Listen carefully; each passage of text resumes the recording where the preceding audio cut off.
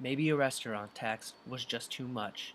Whatever the reason, tensions are high at Omaha City Hall as Mayor Jim Suttle is now fighting for his job.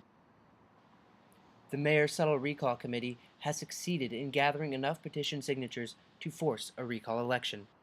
Barring any court action over the validity of the signatures, Dr. Benjamin Alvarado at the UNO Political Science Department knows exactly what will happen next. Well, obviously, you're going to have, at a minimum, 2 rounds of elections, but probably 3. What we anticipate is that if the recall happens, then they're going to call for an election that will take place sometime in May. When that takes place, if someone doesn't get more than 50% of the total vote cast, then they will have a runoff election between the top 2 candidates, which will probably put that election off until June. Some interesting facts about the recall. 55% of the people who signed the petitions didn't even vote in the last mayoral election. But don't think that this is strictly a partisan affair. 10,000 of the signatures came from Omaha Democrats. For the Omaha News, I'm Adam Hilt. Nebraska school districts got a warning from the ACLU of Nebraska this week about letting anti-drug speakers bring the message of Christianity into their speeches.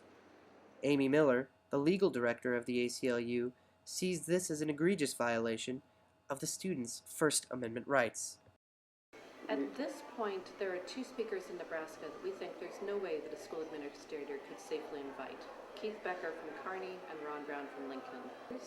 If you look at his website, toddbecker.org, he has a very clear mission statement. Our goal is to meet with children and convert them to follow the path of Jesus Christ. I can tell you that both Omaha and Lincoln school districts seem to be doing the right thing. When reached for comment, Keith Becker said that young people need to hear his message, and that he works closely with high school administrators so that they know exactly what he will be bringing up in his speech. If you feel your child's rights have been violated, the ACLU wants to hear from you. You can find all of their contact information at aclunebraska.org. For the Omaha News, I'm Adam Hilt. Omaha is not a healthy city. In fact, it ranks 142nd out of 182 American cities in overall healthiness. So instead of walking, biking, and going for leisurely rounds of golf, Omahans are staying inside and not getting the exercise they need. And that's where Live Well Omaha comes in. After receiving $5 million in federal grant money, Director Mary Boloff says that the campaign is just getting started. And this set of projects to make policy change within our community is trying to make the healthy choice the easy choice so that all of us can be more physically active and eat healthier.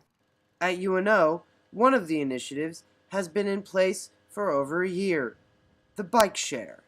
At UNO and at other college campuses, we'll be looking at a bike share program. UNO has a fledgling program now of the yellow bikes.